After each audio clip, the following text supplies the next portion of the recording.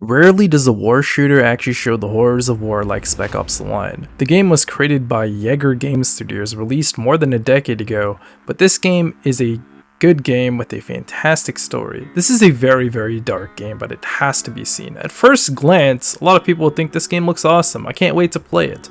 Well, unfortunately for you, this game was removed from every digital game store on January 30th of this year due to licensing issues. However, I do really want to talk about it because it's a great game. The game starts off with us seeing the American flag in a helicopter flying towards a building. We see another helicopter chasing another helicopter, and in this helicopter here is our main protagonist, which is Martin Walker. So we can see that the game starts off basically like every other military shooter, whatever that exists, right? So, nothing really too interesting here.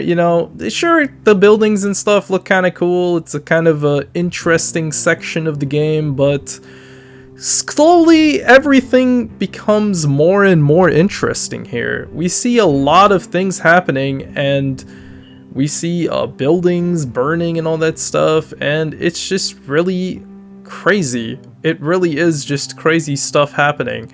But eventually, stuff goes south. We end up destroying this helicopter here. We go straight into a sandstorm, and we get hit by a helicopter. Immediately, the game cuts to black and says, earlier, this is what happened. So this is going to be an interesting cutscene about this game because we're going to be talking about this guy named John Conrad. He is a hero in the words of our protagonist. He's the greatest man that he has ever served with. Martin Walker says that he served with him in Kabul as well, and then he also helped a bunch of people.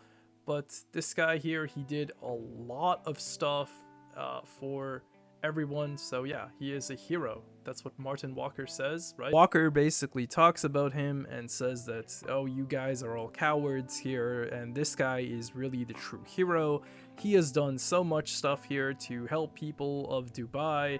He volunteered everything, even against the orders of the US military, and this guy here has to be saved. There is no question about it. But this general, he went missing, and basically his battalion went ahead and they betrayed him, and now he is lost, basically, right? And all the storms and stuff that are in Dubai, this is basically these sandstorms are ravaging the entire city of Dubai, these huge sandstorms. And we find out that there was a distress signal that was sent out that unfortunately was sent out almost a few months ago. But yeah, the distress signal says that the casualties were too many and the rescue mission failed.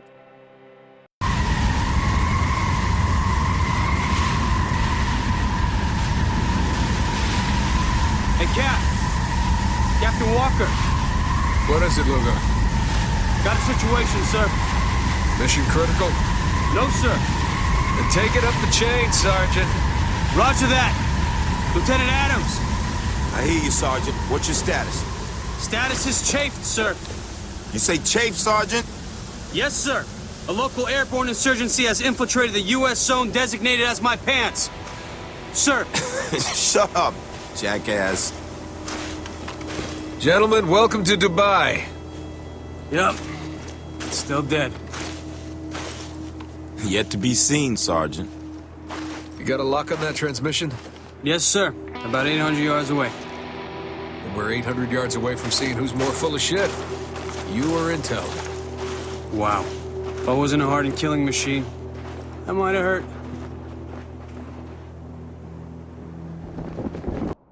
After getting through all that dialogue and all the credits, we see that we are the special guest of this game. Why is that? Well, we have to find out.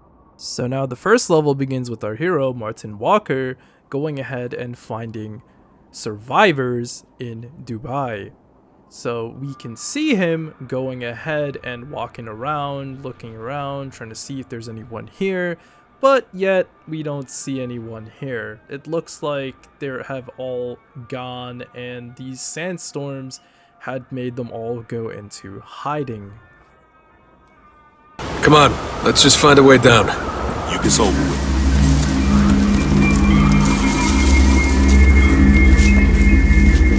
Hey! Anyone? Still looking around for survivors, we can see that there are a bunch of cars everywhere and buses, and still no survivors, unfortunately. However, the team decides to make a couple of jokes here and there, and eventually we don't really see much of anything else.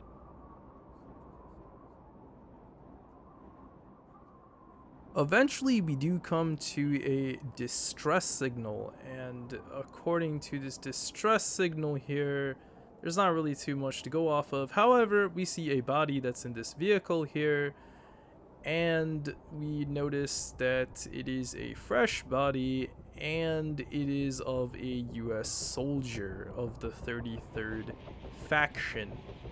So basically, since the body is fresh, there should be some people nearby here, and we should be able to find out what happened. And eventually we do find these people here. These people here, we want to try to talk to them. We're trying to save them, right? We are here to save people, right? We try to de-escalate the situation. Lugo does speak Farsi, so we can go ahead and see what happens and try to see if we can reason with them. However, stuff quickly goes south. They find out that we're planning something, and we end up killing the people that we are trying to save. Which, this is a lot of what this game offers, guys. It's pretty crazy. So, I guess now would be a good time to talk about the gameplay, because the gameplay of Spec Ops The Line is basically a third-person military cover shooter. You have a couple options to go ahead and, you can use the environment as well, like I showed before, where we broke a window and there's a bunch of sand that fell down on enemies, but mostly it's just a standard shooter stuff. There's nothing really too interesting going on. We do have a stun commando thing where we can basically go ahead and we can command our other soldiers that are with us, Lugos and Adams, to go ahead and attack for us. So that is something else, but really it's just standard run-of-the-mill third-person shooter, cover shooter, action gameplay. Nothing really too special, but really it is what it is. The story in this game is amazing. Eventually after taking out all the bad guys here, we can see that there is a soldier that we have to talk to. He's fading, right? So he tells us about a soldier that was kidnapped named McPherson. So we have to go ahead and find this guy. He is apparently in the nest. That's what he tells us here. And we ask if he's still alive. He doesn't know, but we have to go find him. And that is basically it for this part here. And this is the end of the first chapter. So yeah, so far, not really too interesting. I think the gameplay is okay in this game, but the scenery in this game is amazing. And when we do head north, we end up to a radio station. So we go ahead and we say that Conrad would basically agree with what he is doing. That's what Martin Walker says, our main character. So yeah, once we go inside the radio tower here, there's a lot of interesting things that happen. We see a bunch of graffiti here, and there's a lot of stuff happening. We can hear some music in the background as well, but the more interesting part is that the main characters in this game can hear the music as well, because it's not only being played to us, it's being played in the actual game, right, in the real world. So that's kind of a interesting tidbit for this game here. But yeah, we're going to go ahead and we're going to find a bunch of other things here. So yeah, eventually we do, you know, vault over this thing here, and we find out that the 33rd is basically ending the ceasefire against the civilians here. So we have to go ahead and rescue these people, right? So these people that we are, like, you know, fighting are the people that we are rescuing, which is kind of interesting. You're not really meant to kill these people. We're supposed to rescue them. We're here to rescue them, right? So we have to go ahead and we have to radio for command, and the 33rd and Conrad need our help. Please report to your nearest outpost for processing. We now return to our regularly scheduled broadcast. Here we go. Let me go on record and say this shit just got weird. Fuck weird. This is out of control. Not only do they got people here, they got a fucking DJ. We need to radio command ASAP. No, not yet. Conrad and the 33rd need our help, and this soldier can lead us straight to him. Once we know the 33rd... Eventually we go outside and we get ambushed. So we have to go ahead and we have to take out these guys. The guys that we're supposed to be rescuing here, that we're killing in self-defense right now because, you know, that is something, right? Eventually we do see that there is a sandstorm that is getting very, very, very close to us. So what we do is we can try to see if we can just take out all these guys here, but the sandstorm gets so close to us that we are almost inside the sandstorm, right? But eventually we do go in the sandstorm, and it's crazy. The scenery just looks insane. This game looks so good for a game that came out in 2012, right? So yeah, we take out these enemies here, and we see a bunch of destruction. The sandstorm is coming here, and now we see the sandstorm creates a sinkhole, and we have to go ahead and defeat these enemies here. We're gonna try to see, and we fall. We end up in a hotel of some sort, and we are completely locked out. So there's nothing that we can do here, and yet again we get ambushed. So these people are still alive and stuff, and they are going to attack us here. But now we can see some more amazing scenery in this game, guys. Like, I am not joking when I say this is some of the coolest scenery I've ever seen in a video game. And eventually we beat these people here, and I guess we didn't beat them actually, because they are dropping C4 here, and now we have to destroy this door and get out of here as quickly as possible before we get blown up. So this is some pretty cool action sequence here. We think that we're clear here again, and we see another crazy thing happening. So yeah, Martin Walker talks about saving these people, and they're just like, oh, well, how are we supposed to save them if they all want to kill us, right? So what are we supposed to do now?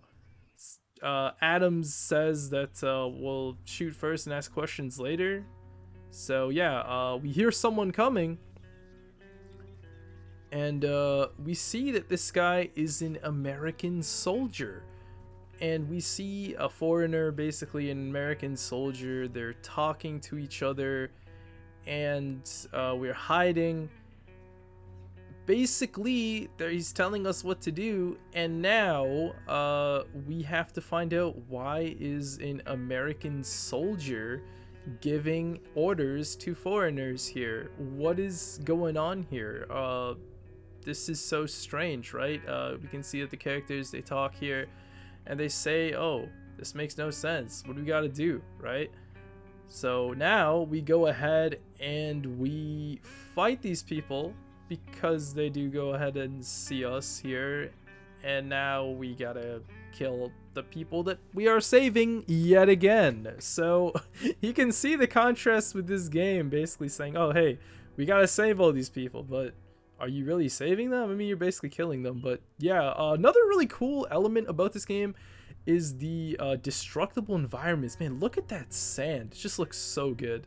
Just looks so good. But yeah, after we basically take out all these guys here, we can see that the sandstorm is still going on. And now this is another really cool segment of this game, guys, where we are going to go inside the sandstorm here, and it's going to be crazy.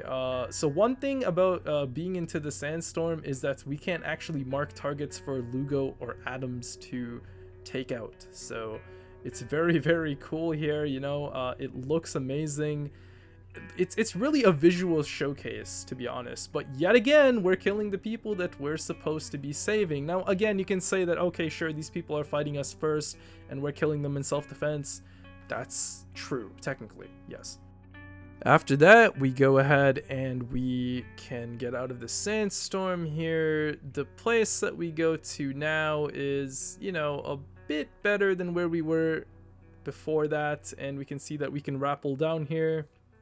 And that is going to be it for the second chapter. After that, we go ahead and we just keep on walking around, trying to see exactly what's going on here, trying to see if we can find any survivors, anyone that we can save. But we end up at a vigil, and this is what I think that this game does so well. The extreme contrast of not being able to see anything, you know, violent here, but we know that all these people were killed, right? They died here, and it's just an amazing thing here. But immediately after that, we see a bunch of butchered soldiers here, and it's just a horrific thing to see, you know. It just looks insane. But not only that, immediately after that, Adams is just like, oh hey, we hear someone. And then he goes ahead and he sees that we have another American soldier here.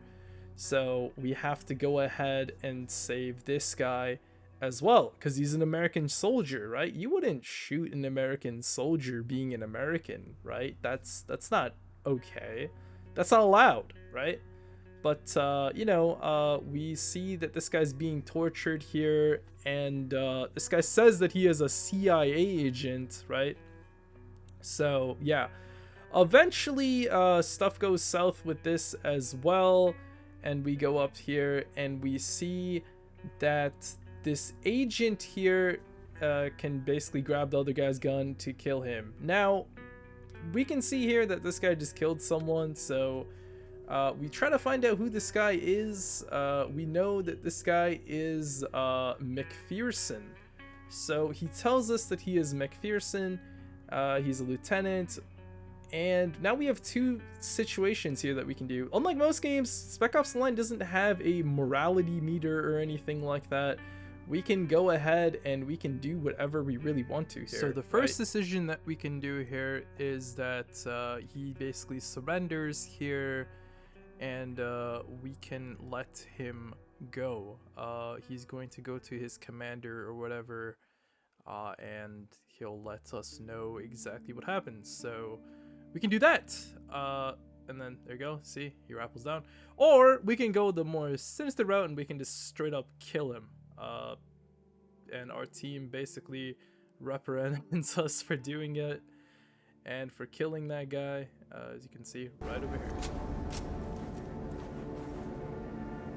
He wasn't lying. Tags was CIA. Oh, that's just what we need. He was a soldier. One of us. He killed that guy. Probably would have killed us too. He couldn't take the chance. That's a fucked up way of looking at it. Yeah, Walker. This is bad. I know. Trust me, I know. Unlike most games that would display friendly fire would not be tolerated, in Spec Ops The Line you can basically do whatever you want to, because it doesn't really matter. There's nothing that's going to go wrong here. The way how decisions work in this game is that there's no morality meter or anything like I said. You just do whatever you really want to. And yeah, sure, you might get reprimanded for it, but yeah. As you guys could see right there, that guy was an American soldier. He ended up killing an American soldier. So yeah, we go down here and we see that the CIA base is under here. And we are ambushed by some American soldiers. So as Martin Walker just said, that we had to kill some American soldiers here. So this is pretty much where I think most of most people here would be like, oh, this is pretty messed up here that we just killed some American soldiers. But now again, Martin Walker is saying that we have to do this in self-defense, and we have to kill these people here. And as you guys can even see right here, it even says that we're not civilians, or sorry, we're not CIA here. We're Delta Force. We're here to help. We have to go ahead and we have to help people, but they really give us no choice here. And this is another time to really talk about the gameplay here. I think that the gameplay in this game is mixed. You know, if you're playing this game on like one of the harder difficulties here, there's a game mode called Fubar, right? Do not play this game on Fubar. It is insane. I beat it before, but I wouldn't recommend it. But yeah, now we kind of deduce that the rogue soldiers and stuff are no longer our soldiers here. We need to find John Conrad to sort this out. So John Conrad will not be hostile because Martin Walker knows him. He said that he was a hero at the beginning of the game, so he says that he knows the man. So there's no way that Martin Walker would betray them.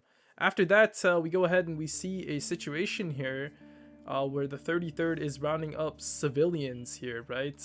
Martin says that, oh, they're gonna kill them all, and we need to hurry up and get down there and attack these people. And in the process here, you can see another thing here is that we go ahead and we see this innocent woman here just walking, and we go ahead and shoot her. There's no consequences here whatsoever of what you're doing, right?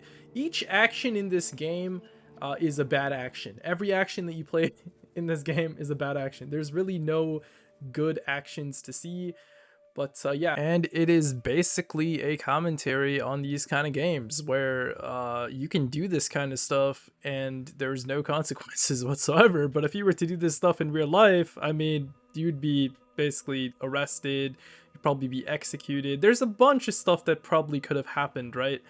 And this is where Spec Ops The Line really is an interesting game, guys. It really makes you think about the actions that you are doing here.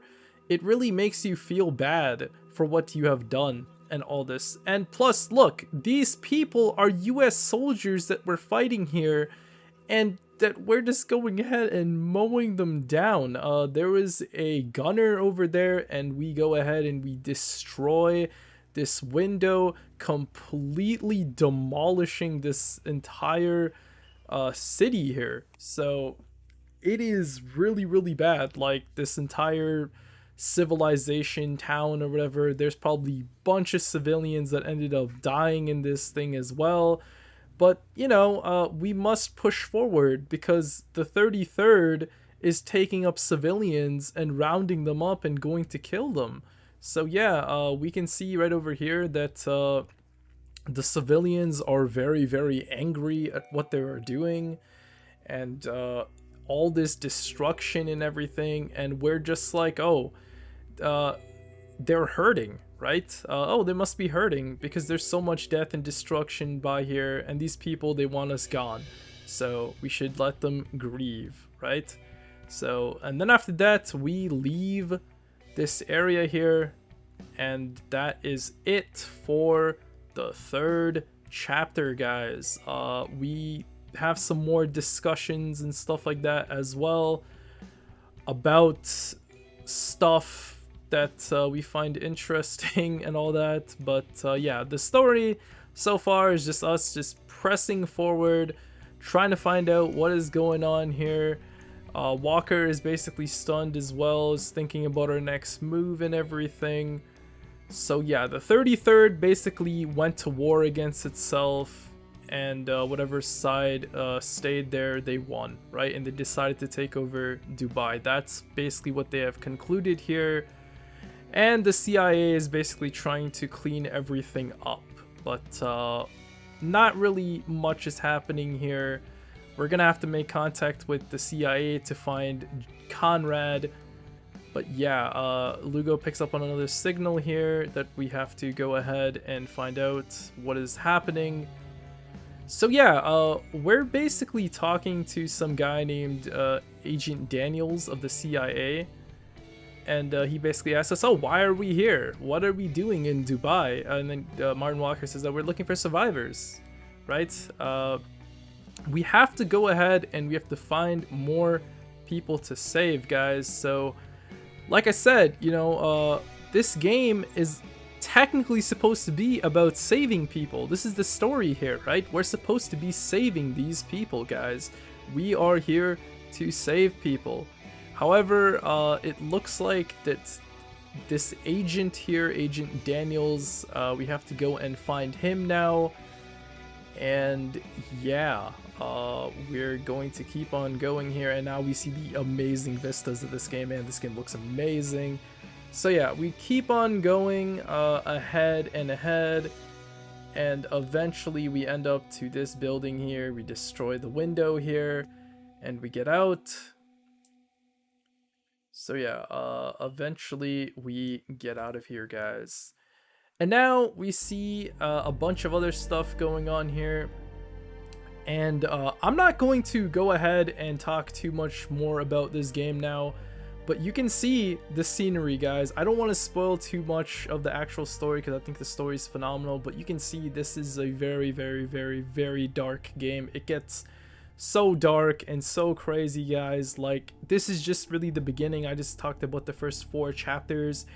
And look, right after this sequence right here, we see something insane, right? White phosphorus being sprayed against all these people, mostly innocent people, that just get caught up in this, and we see their burning bodies and everything. This is what I mean, is that Spec Ops The Line really makes you see the horrors of war. Like, this is insane. And not only this, is that white phosphorus is actually banned in war. It is too cruel for war. Like, the way how it burns people's skin and stuff like that, it is just insane. So yeah, guys, there's a lot more to this game. I don't want to spoil everything about it, so I'm basically just going to conclude here. I think this game is absolutely amazing. I think it's definitely worth a look, guys. If you ever get a chance to play this game, unfortunately, like I said, it's been pulled off every digital storefront. But if you have an Xbox Series X and a physical copy, you can go ahead and play this game, and then you can also play it through illicit means as well. If you know, you know, right?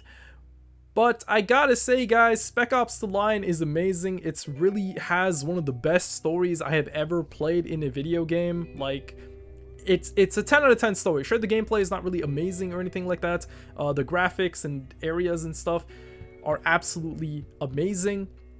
I would highly recommend this game. I think everybody has to play this game at least once. It really tells a very, very dark story, and it's really good, guys. I really hope this game gets remastered one day, and I really hope that this game can really just resonate with a lot more people. I always go and see people's reaction to this game because I just think it's just that good. I think it's just an amazing game, and I was playing this game while I was recording footage for this game.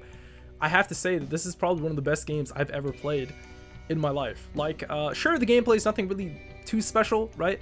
But it really just makes you think, right? If a game really makes you think about stuff and the horrors of war and how horrible war can be and all that, I think that the game definitely deserves a honorable title of one of the best games ever. Because, sure, the gameplay, you know, it's okay. I'm not gonna say it's bad or anything like that. On the harder difficulties, this game is very tough. I would not recommend playing this game on Fubar or on Suicide Mission or anything like that. But if you want to just play this game for the story, I think it's fantastic. There's so much like cool, interesting scenery in this game, guys. It's just an absolute treat to play at times.